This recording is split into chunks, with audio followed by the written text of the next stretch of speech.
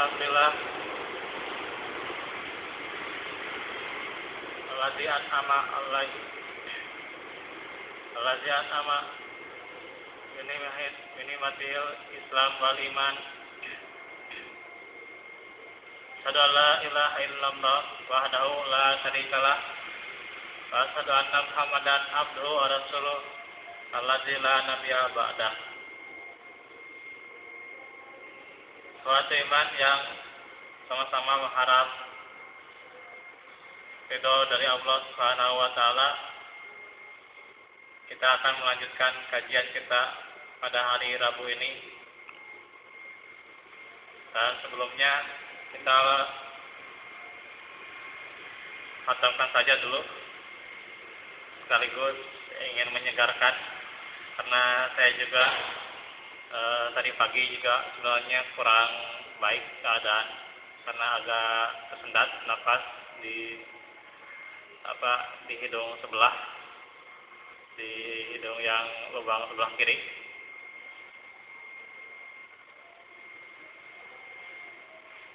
Tapi ini bukan artinya kita menyembuhkan diri dengan Al-Quran, tapi kita hanya meneruskan khataman saja. Dan syukur-syukur kalau ada yang katanya terobati, karena Al-Quran itu sifatnya adalah sifat sebagai penawar, penyembuh. Ayat ke-17, A'udzubillahi minasyaitonir rajim. Masaluhum kamasalil ladzi istawqada naro falamma adaa'at ma hawlahu zahaballahu binurihim wa tarakahum fi dhulumatil la yubsirun. Summun bukmun umyun fahum la yarji'un. Aw kasayyibim minas samaa'i fihi dhulumatun wa ra'dun wa barqun yaj'aluna asabi'ahum fi adhanihim minas sawa'iqi hadaral maut wallahu muhitum bil kafirin. Yakadul barqu yahtafu absarahum kullama adaa lahum masyaw fihi wa idza azlama alaihim qamu walau syaa Allahu lazaba bisam'ihim wa absarihim innallaha ala kulli syai'in qadir. Alhamdulillah kita sampai ayat ke-20. Semoga barokah bacaan Al-Quran kita.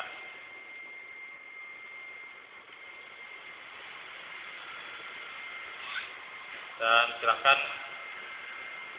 di sini di makalah sudah ditulis mengenai tulisan tanggal 3 Juli tahun 2016.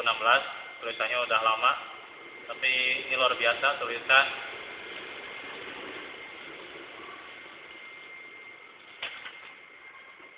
Ini tulisan dari Ustadz di mana Ismail bin Marsyud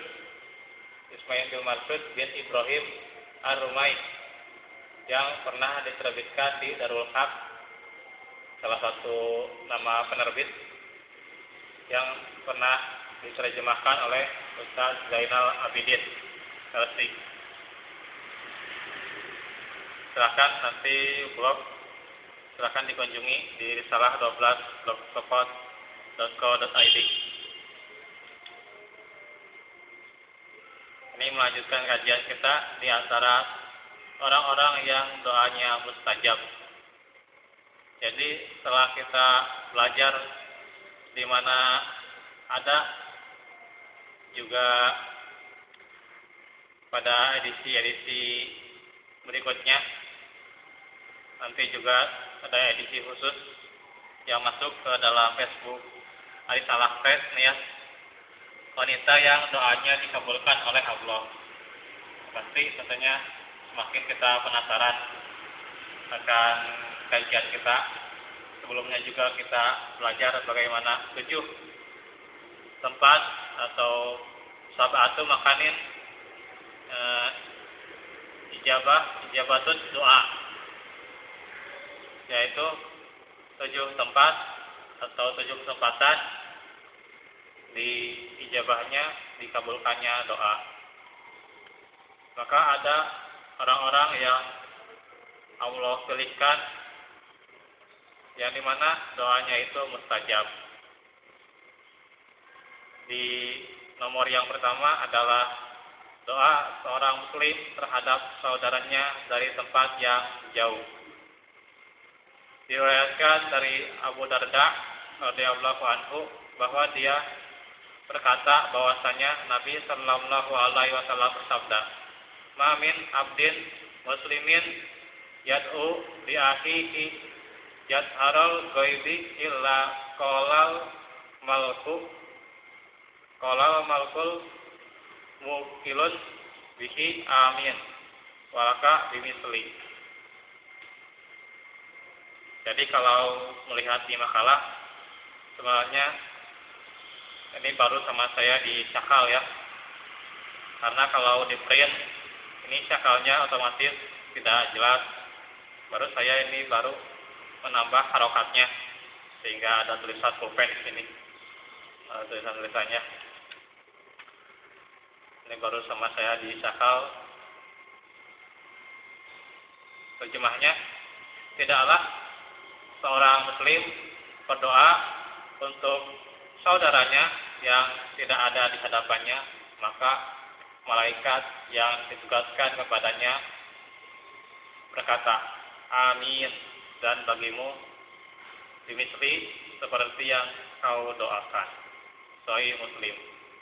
Kitab doa wa zikir bab fadli doa Dahril Qalim.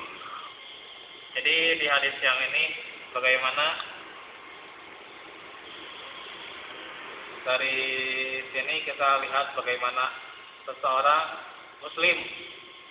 Jadi syaratnya adalah seorang muslim yang berdoa untuk saudaranya, tapi dia itu tidak ada di hadapannya, alias orangnya itu tidak ada di sisinya, atau tidak ada di depan, atau di belakang, atau di sisi kiri, tidak ada. Tapi syaratnya ini adalah dari tempat yang jauh. Maka malaikat yang ada di antaranya malaikat yang mencatat amalnya, kemudian juga malaikat yang mencatat kebaikan, keburukannya, dan juga beberapa malaikat di sisinya. Juga kalaupun di suatu majelis banyak malaikat yang mengerumuni. Jadi kajian kita walaupun sedikit ya 10 atau 20, tapi banyak yang mengerumuni di sini yang mendengarkan kajian, dan mereka mencatat bagaimana kebaikan-kebaikan kita. Malaikat itu berdoa sebagaimana doanya itu adalah amin.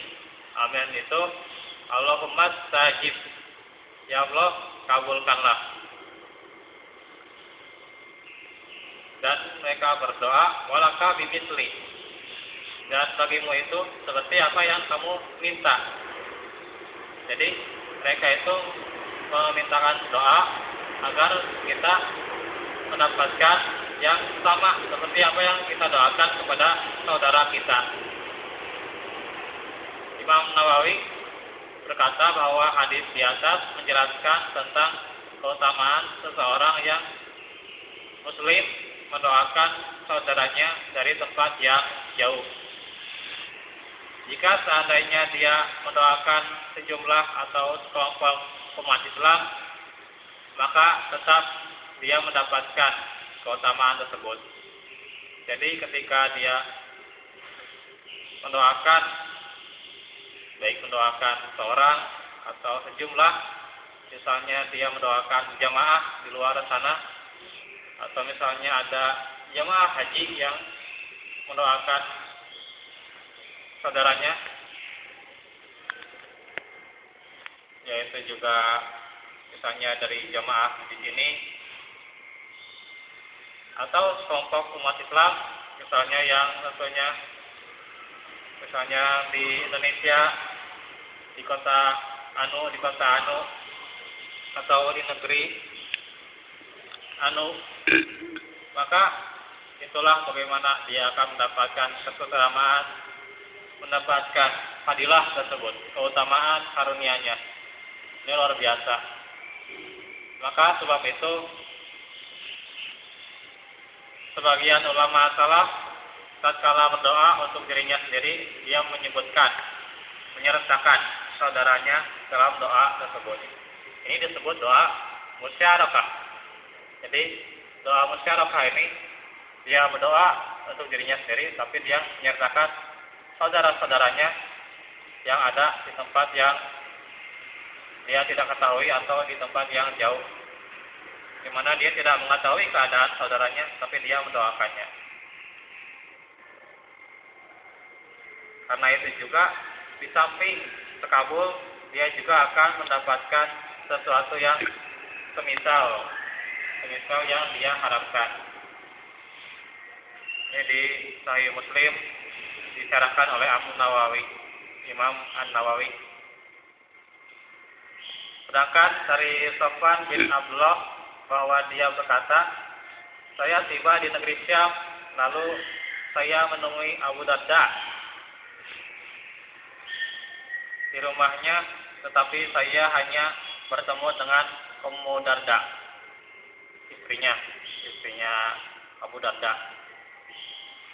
Dan dia berkata, apakah kamu ingin menunaikan haji tahun ini? Saya menjawab, ya. Jadi Abu Darda menanyakan, apakah kamu mau haji tahun ini? Saya jawab, ya. Maka dia berkata, doakanlah kebaikan untuk kami. Jadi Abu Darda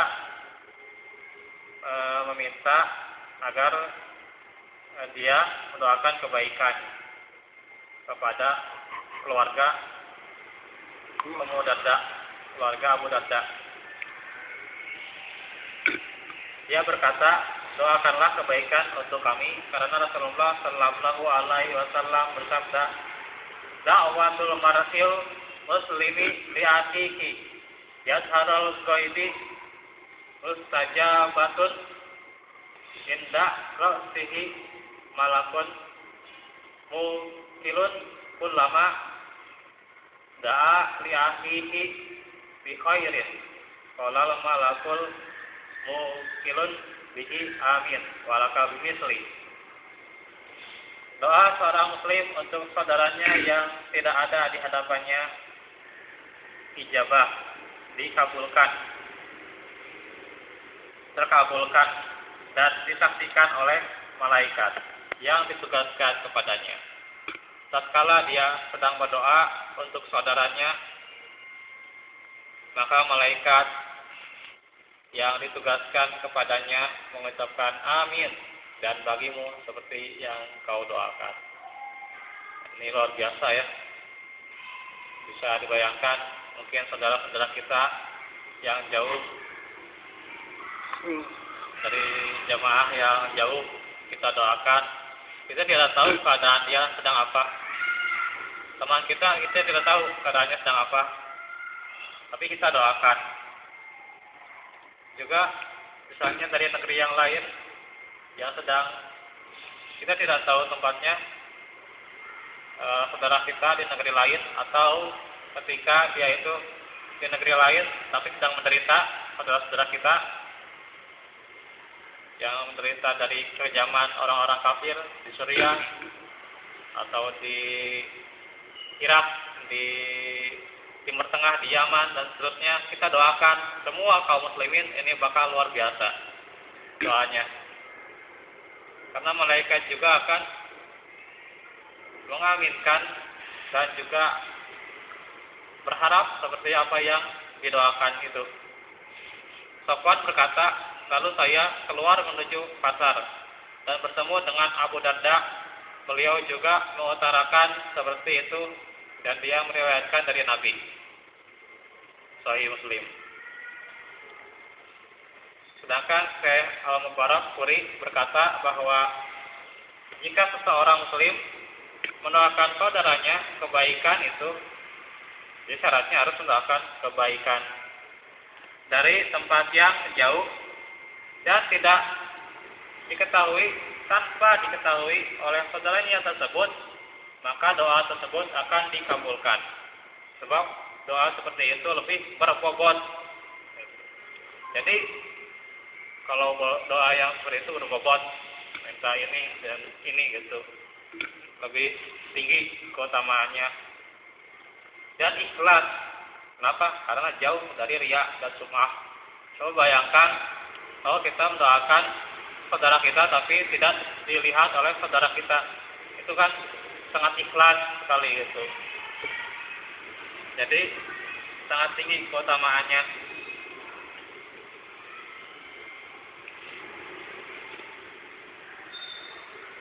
Sebab doa itu juga berbobot dan ikhlas, jauh dari riya dan sum'ah, serta berharap imbalan dari Allah, sehingga lebih diterima doanya itu oleh Allah.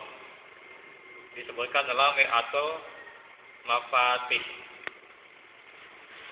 Catatan dari Al-Hafiz Ibnu Hajar rahimahullah berkata bahwa Imam Karmani menukil dari Al-Qamari bahwa ucapan doa seorang, ya Allah, Allahumma ampunilah doa semua kaum muslimin,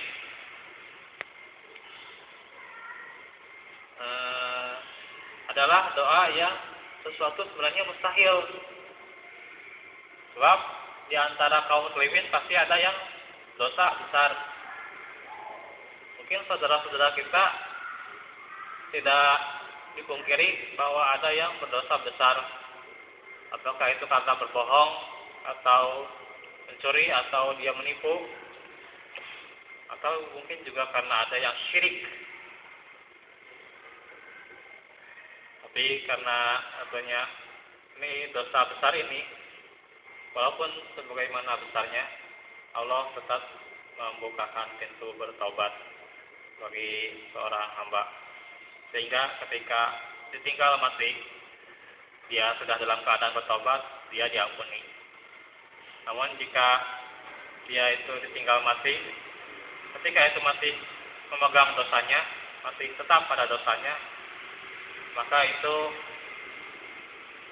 tidak akan diampuni. Dia harus dicuci dulu. Tapi berbeda kalau dosa syirik, sehingga dia tidak diampuni dan dia kekal di neraka. Sebagaimana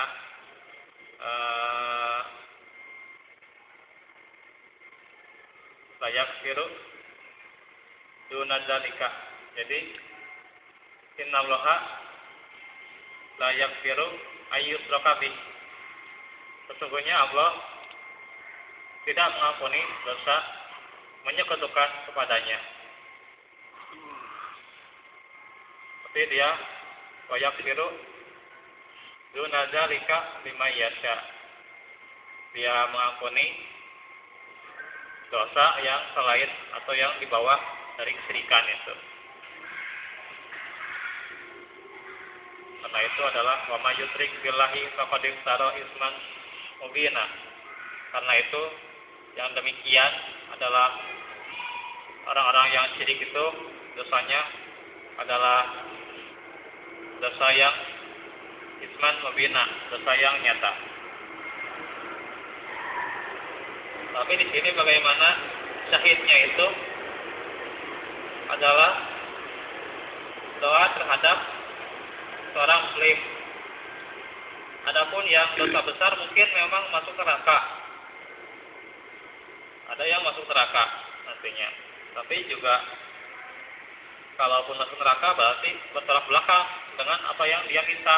Dia minta pengampunan, padahal orang itu sudah masuk neraka. Namun bisa saja pelaku dosa besar itu didoakan, sebab yang mustahil itu adalah mendoakan pelaku dosa besar yang kekal di neraka. Jadi yang misalnya mendoakan orang kafir, mendoakan orang syirik yang telah meninggal dunia, dia kekal di neraka, itu tidak mungkin diampuni. Tapi mendoakan seorang muslim yang masih hidup, meskipun dia bergelimang dosa besar, itu masih mungkin diampuni asal bertobat nasuha. Karena itu juga, ataupun dosanya selain di bawah syirik, maka itu masih bisa diampuni dengan catatan disiksa terlebih dahulu.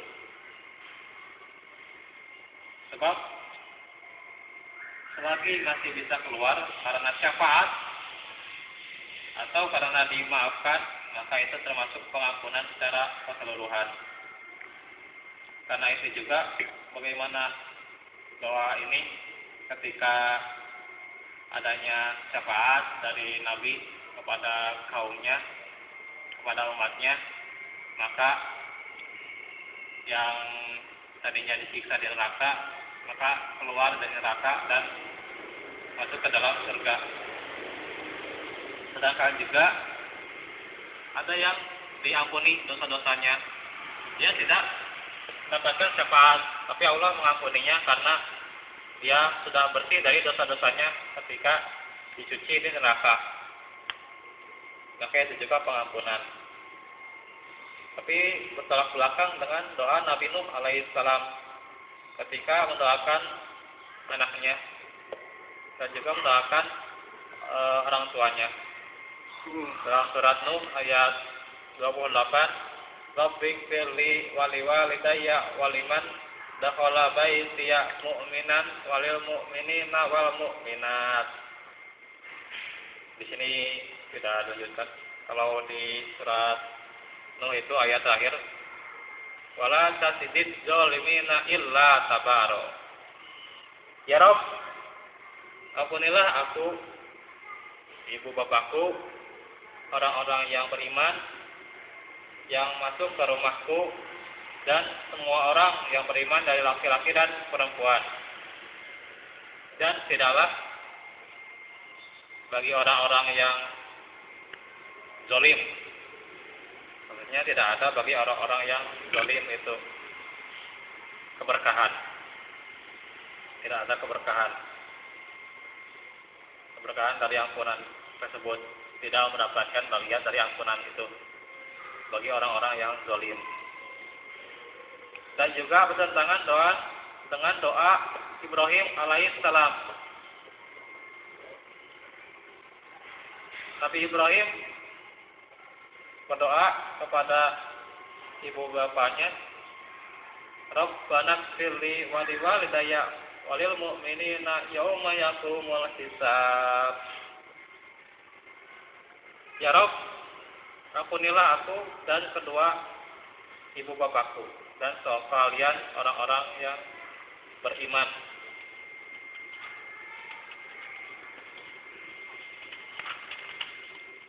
pada hari terjadinya hisab. Oleh karena itu, tentunya Nabi Ibrahim itu kan punya ayah namanya Azar, dan dia pembuat patung berhala. Sedangkan Nabi Nuh punya anak yang bernama Kan'an, sedangkan dia tidak mau ikut bersama Nabi Nuh ketika adanya banjir. Maka Kan'an ini tidak takut, tidak takut, tapi dia tidak taat kepada Nabi Nuh. Sedangkan Azar dan istrinya tidak taat kepada Ibrahim. Karena itu juga ketaatan kepada Allah harus taat kepada Rasul. Maka tidak akan diampuni dosa-dosanya. selain juga dia adalah kufur karena telah syirik, karena dia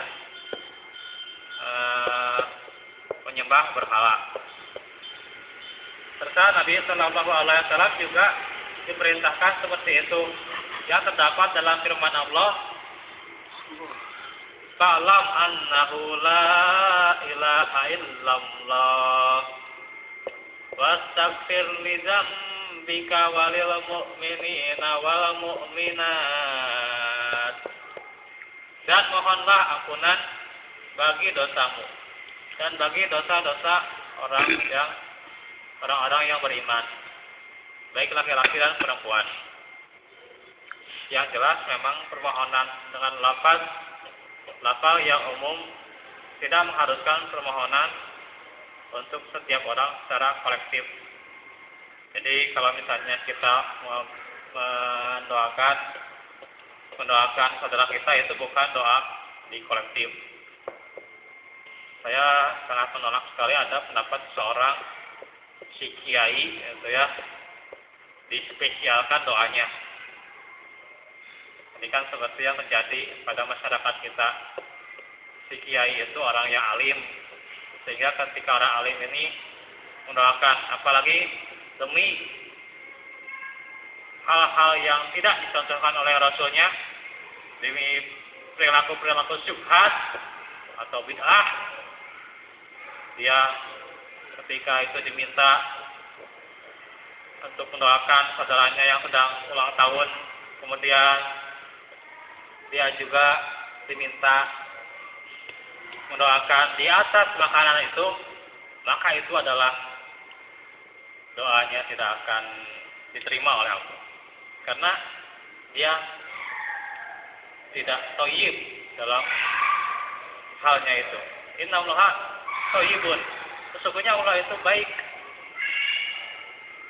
La yaqbalu illa thayyiban, dan dia tidak menerima sesuatu yang kecuali itu adalah sesuatu yang baik.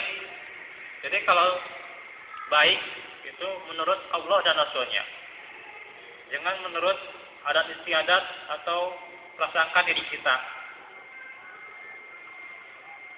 Karena itulah bagaimana si orang alim itu tidak akan diterima doanya, dan tidak perlu juga meminta doa kepada orang alim itu agar orang alim itu mendoakan di atas makanannya. Ini yang riskan sebenarnya terjadi pada masyarakat kita, dan saya juga pernah kejadian diminta gitu oleh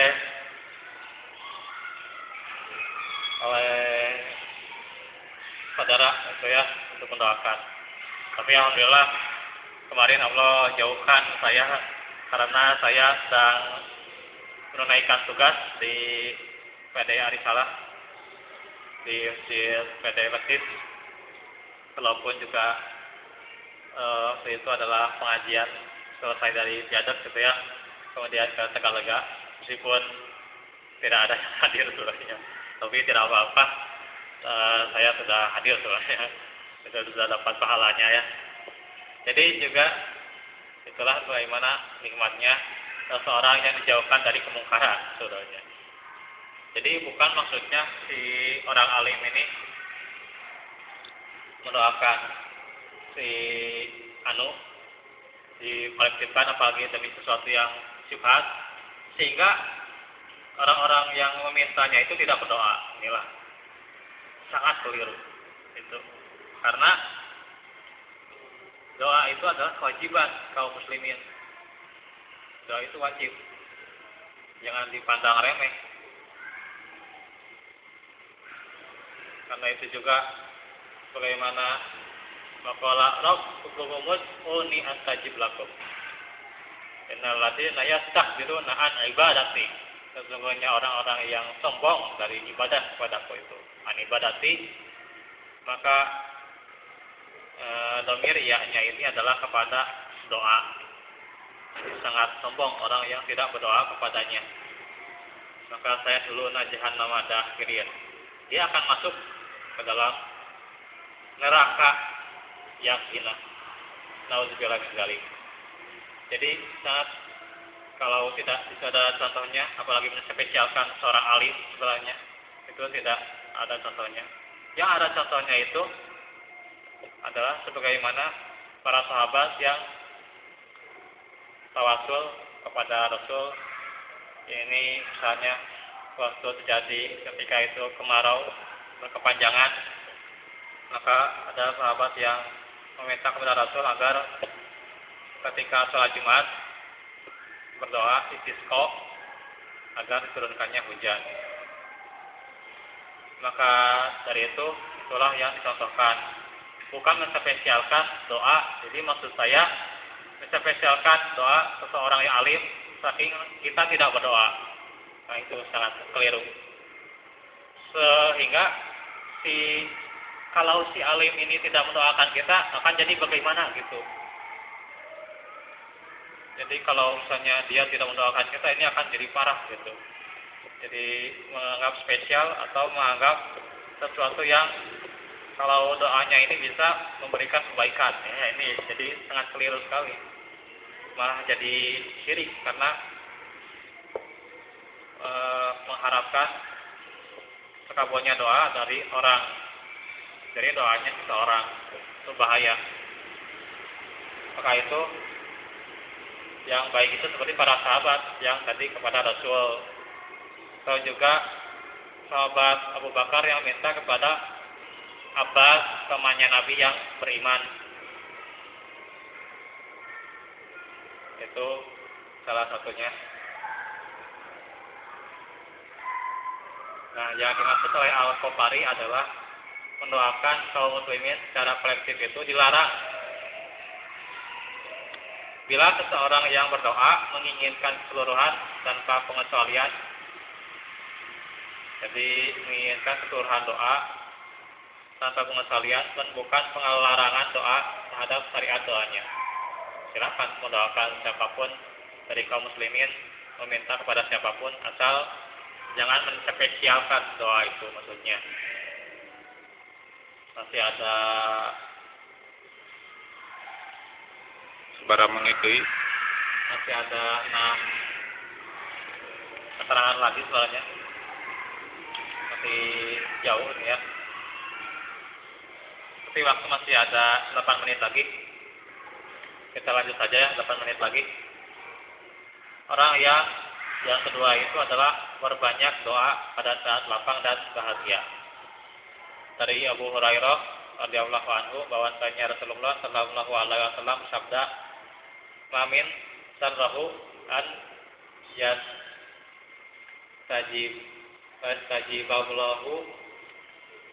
Ini kecil tulisan. Yastajiballaha lahu indat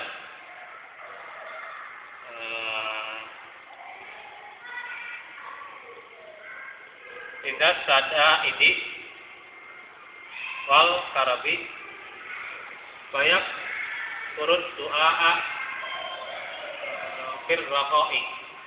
Barang siapa yang ingin doanya terkabul pada saat sedih maupun susah, maka hendaklah dia memperbanyak doa pada saat lapang. Sunan At-Tirmidzi. Jadi kalau misalnya kita ketika sulit, ketika susah, larat, ingin doanya itu ijabah, maka itu ketika saat lapang kita punya waktu kapan saja, dan juga misalnya juga di mana saja kecuali di tempat yang terlarang seperti di WC, dan juga itu doanya kebaikan, maka itu adalah bagaimana doa kita ketika kita susah niscaya dikabul insyaallah. Hasan oleh Al-Albani hadisnya.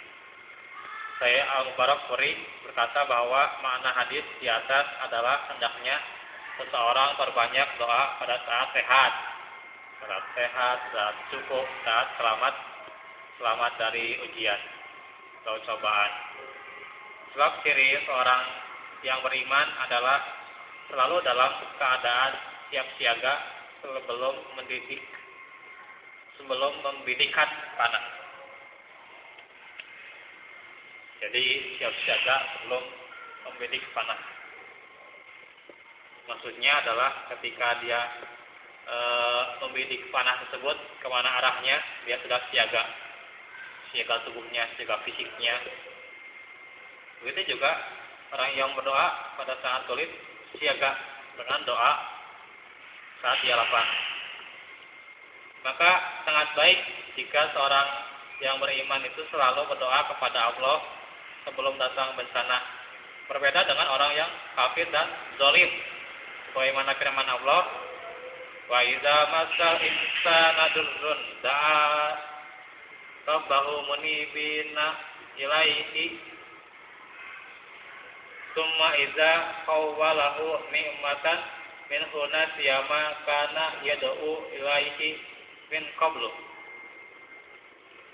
Dan apabila manusia itu ditimpa kemudaratan dan memohon pertolongan kepada Tuhannya dengan kembali kepadanya, kemudian apabila Rabb memberikan nikmatnya kepadanya, lupalah dia akan mudaratan yang pernah dia berdoa kepada Allah untuk menghilangkannya sebelum itu. Surat Az-Zumar ayat 8. Jadi ketika seorang itu diminta atau ditimpa kemudaratan, jadi seorang itu ditimpa mendapatkan kejelekan, dia memohon pertolongan kepada Rabb-nya, tapi dia itu ketika dikabulkan, dijabah doanya, tapi dia lupa terhadap kemudaratan tersebut. Ini yang naudzubillah, semoga kita terhindar darinya. Itu kemudian firman Allah, wa idza masal insanat dzurrudana bijambihi aw qaidan aw qaima falamma kasabna anhu durrahu marraka allam yad'una ila durrim masah. Masih ada lanjutannya, kadzalika dan seterusnya, kadzalika, tapi di sini sampai durrim masah. Kadzalika zuyyina lil musyrikina. Nah, apa lagi? Kenapa ini surat Yunus ya, Yunus ayat 12. Lanjutannya ada kadzalika, tapi di sini sampai ila durrim masah.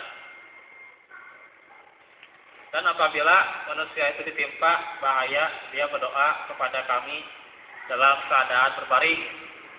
Jadi doa dalam keadaan bisa berbaring, duduk dan atau berdiri. Tetapi setelah kami hilangkan bahaya itu daripadanya, dia kembali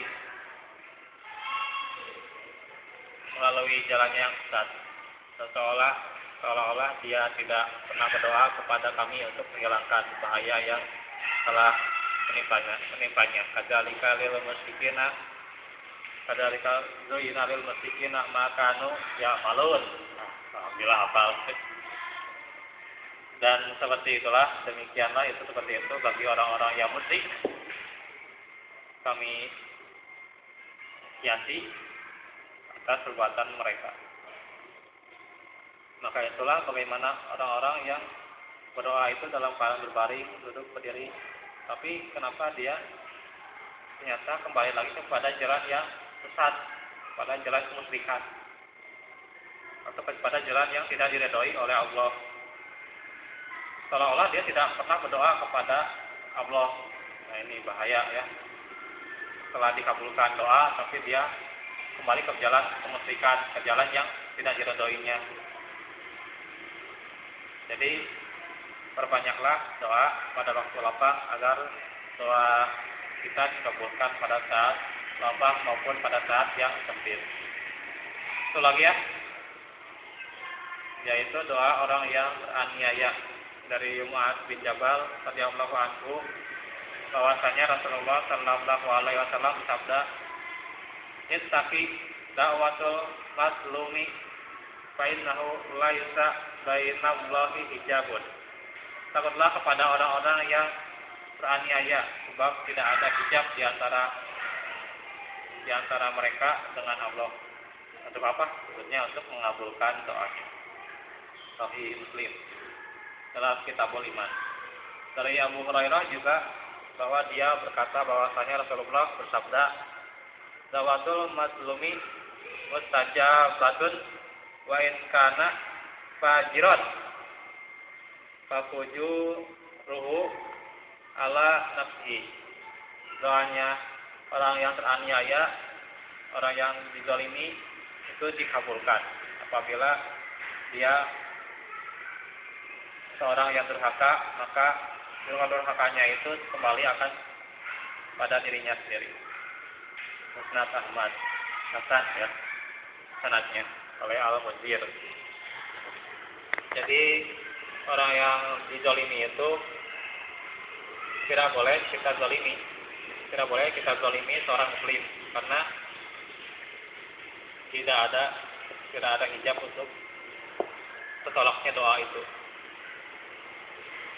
Dan juga ketika orang misalnya yang terzalimi atau misalnya juga orang-orang yang kufur terzalimi, dia kemudian kufur masuk Islam dan dia bertobat, tapi dia mendoakan kejahatan, itu akan bahaya. Jadi bagi orang-orang yang dizalimi harusnya mendoakan kebaikan supaya si orang yang menzaliminya tidak kena kejelekan. Maka itu juga, tapi kalau misalnya orang itu adalah orang yang fajir, orang yang durhaka, maka durhakanya itu tetap pada dirinya, tapi doanya adalah tetap tidak ada ijabah, tidak ada hijab. Tentunya Allah akan mengabulkan kepada doanya tersebut. Masih ada setengah halaman lebih lah, setengah halaman kurang lah, ditambah ada satu edisi yang belum saya bahas. Di nomor 4 itu adalah nanti doa orang tua terhadap anaknya. Di nomor 5 doa seorang musafir. Yang ke-6 doa orang yang sedang saum. Ini sudah dibahas, tapi ini memang cukup menarik. Juga doa orang yang dalam keadaan terpaksa di nomor 7. Dan nanti juga kita akan sambung setelah selesai kajian ini juga wanita yang doanya dikabulkan oleh Allah ketika bagaimana adalah Khawlah binti Sa'labah, nama lengkapnya adalah Khawlah binti Sa'labah bin Asrom bin Farok bin Sa'labah Ghanam bin Auf. Dia istri Aus bin Samit bin Qais. Dari pernikahan mereka lahir putra yang namanya Robi. Tapi di sini tentang seseorang yang suaminya itu zihar. Zihar itu menganggap tidak sahnya lagi hubungan, dan memang tidak sah lagi hubungan kecuali dia kifarat, menunaikan kifaratnya, bisa saum 60 hari 2 bulan berturut-turut, atau yaitu adalah seminggu enggak, yaitu makan 10 pakai miskin. Itu ada di surat Al-Mujadalah. Maka itu juga doa si istrinya itu dikabulkan. Itu nantilah kita kaji. Kita sampai ke nomor 3 terlebih dahulu. Nanti di nomor 4-nya nanti kita kaji pada kesempatan kajian tentang doa di kesempatan yang berikutnya.